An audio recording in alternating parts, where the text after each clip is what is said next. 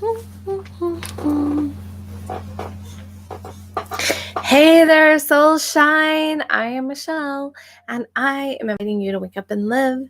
And today I want to talk about all or nothing thinking.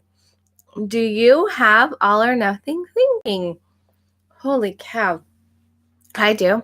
And it's a cousin, if you will, to perfectionism. Or really, I don't even know if you could say it's a cousin. Maybe it's a sister. Maybe it is perfectionism. Just one of the faces of perfectionism. So perfectionism, I know that this has been a challenge for me.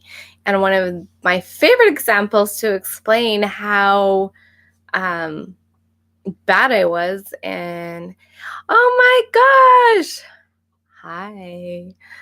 Hi, Cheyenne. So I've got Far Away. He lives in Wells, and he's on watching. Yay. And Cheyenne, my daughter, who is literally in the room above me, unless she moved rooms. So glad to see you guys. So all or nothing thinking. You missed my hair swish, and I only have bangs here. Like I can pull my hair here and go like this. Okay, so when I was in college the last time, I had a class that we got extra credit. So I got a lot of extra credit, and I got to a point where for the final, I only needed 30% on my final in order to get 100% of the points possible in the class because I had so much extra credit. And so I went in and I took my final, and I missed a problem, and I freaked out. And I was like, oh my gosh, what did I do wrong? I was so needing to get everything perfect in my schooling. It's no wonder I ended up with adrenal fatigue and super bad brain fog and having to quit school and everything like that. It's not a surprise at all because I was doing that. Like, why was I so hard on myself? Well, all or nothing thinking is pretty much the same thing. I mean, like, I guess that's what it was. And I had been trying to figure out what in the heck has been going on with me lately. What was holding me back from some of the things? I have an event that I'm hosting on Saturday. I'm so excited. And I've been really stressed about certain things about it and other events that I have planned out. And I'm like, why is this so stressful for me? And then I was watching this video on something else, and they talked about all or nothing thinking, and I got thinking about it. That's probably the number one theme I've had in my life lately. If I'm not going to have all of my seats filled, then I might as well not do anything. As it sounds bizarre to say it like that, but that's kind of the subconscious thinking. It's like, oh my gosh, if we're not going to have everybody come, then why even bother? Some is great. Some is awesome. What are some of the other ways that all or nothing thinking has been playing out? It really comes into play with when people are changing their diet, because if they get a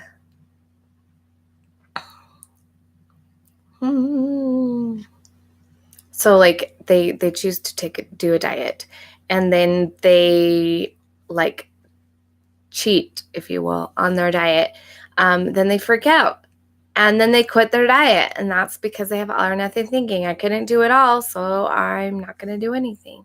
And those are just some of the examples, and so I'm sure you can think of many ways that this is running through your own lives, where the world is just black and white or all or nothing. And then I'm going to read this. Cancer or dementia, which would you choose? My mom is facing this now. So while we are healthy, let's not be stressed out or worry about tomorrow.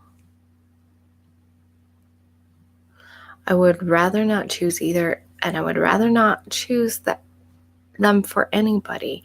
I do have to say that the scariest thing in my own experience that I've ever gone through was with when my brain fog was so bad that I couldn't even carry on a conversation.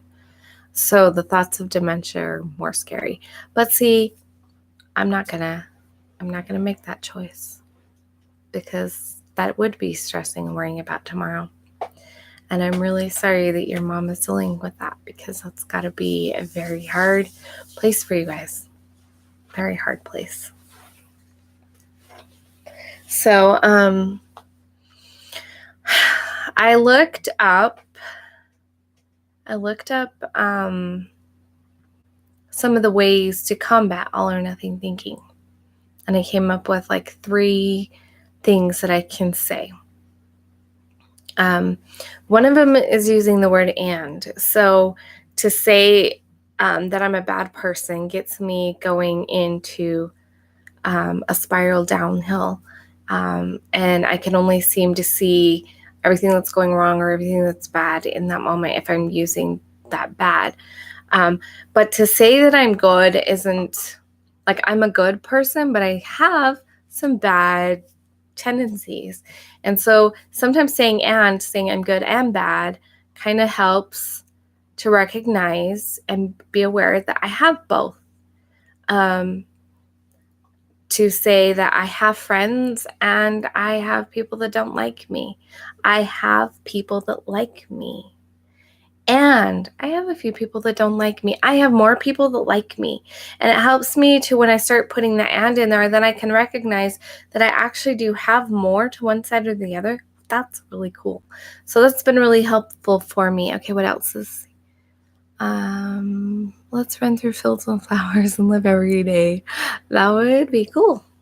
As long as there's no bees, because bees are very beneficial to the world, but I don't want to accidentally step on one and get stung and ruin their life. That would be sad. Okay.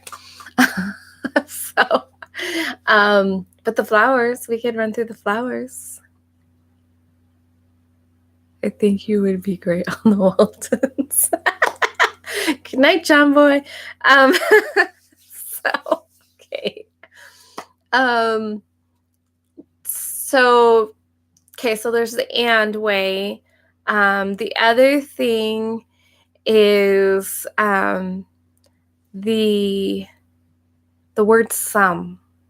That's been helpful to me, because this has been helpful to me with manifesting, because I've had this idea that I have to manifest all of it. And when I recognize that I can manifest some of it, there's a sense of power there, because if I had to manifest all of it, it was going to be all or nothing. And when I put in some there, then it allows me to manifest, even if it's just a little bit. And that's been really cool to feel that shift and change. I'm trying to think which one.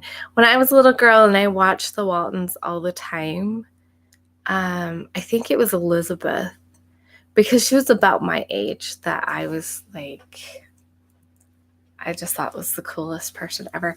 The Little House on the Prairie, I really wanted to be Mary, or not Mary, Laura. I wanted to be Laura Elizabeth, well, she became Wilder. Laura Elizabeth Ingalls, because I just thought she was so cool. Okay, so anyway. Oh, this is the other phrase that I have. Actually, I've set timer on my phone so that I can say it multiple times a day. And the phrase is...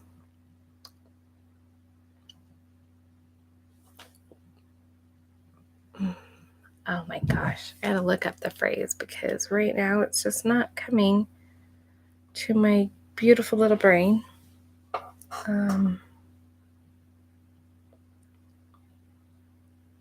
Oh, that's not gonna help me today. There is middle ground. So that's why I have it on my phone, because I can't remember it. There is a middle ground. There is a middle ground. There is a middle ground.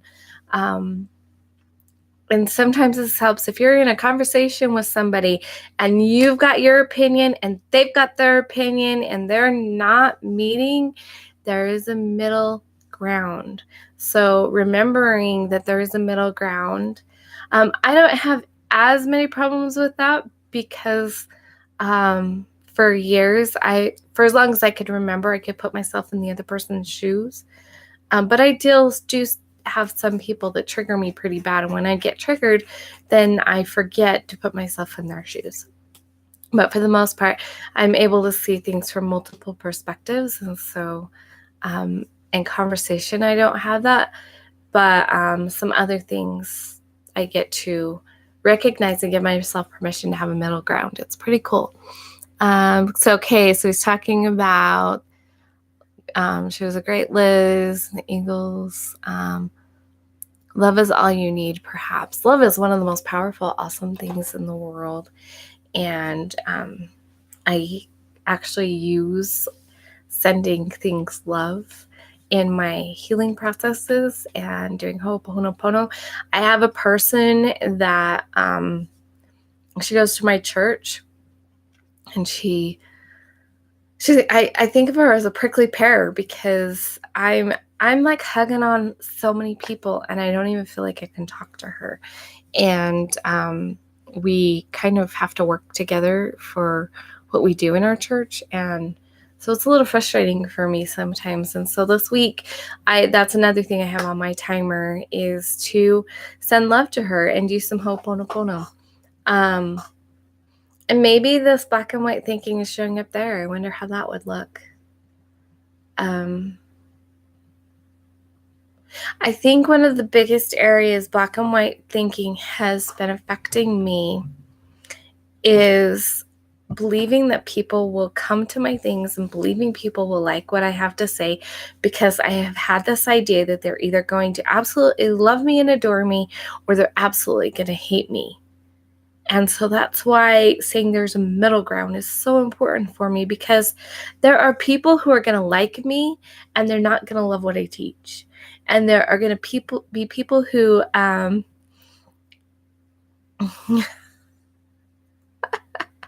Night, Mary Ellen. It's late here. See you soon. Jabab, aka James from Wells. Well, good night. Good night, James. I don't know how to say that. I can call you Jim Bob because that is like Jim is short for James, right? Good night, Jim Bob. Actually dated a guy whose name was James Robert. Anyway, thanks for being here. Thanks for watching live. That's pretty cool. It's pretty fun. I haven't seen you for so long and I've been wondering what happened to you. So middle ground. They don't have to love me. They don't have to hate me. They can be in the middle. They can like things that I have to say and not necessarily like me. Or they can like me and not like the things that I have to say. Or they can be hesitant about me and then fall in love with the things that I have to say.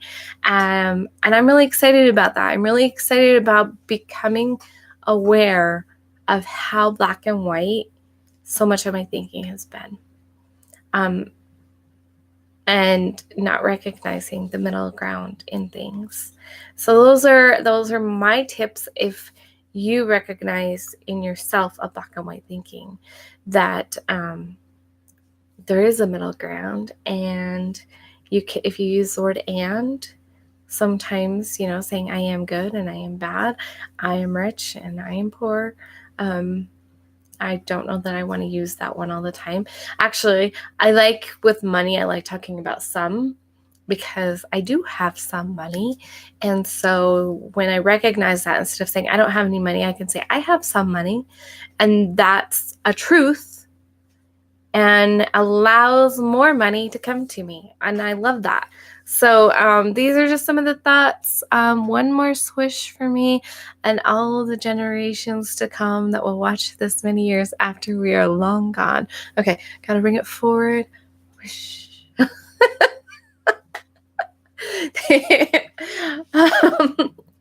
Okay.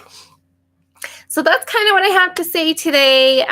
Some different things. Thanks, James, for watching and bringing a bit of fun and laughter to mine. Many blessings to your mom and you. I think that's one of the scariest things ever. It's when people that you love are dealing with things that you have no ability to resolve. Whether it's children or parents, I experience both. So I get it. Not to the degree you have, but some other things. Okay, so I'm going to go. Remember to let your soul shine big, bright, live, and beautiful. Be the incredible you that you were designed to be. Be you, because I like you.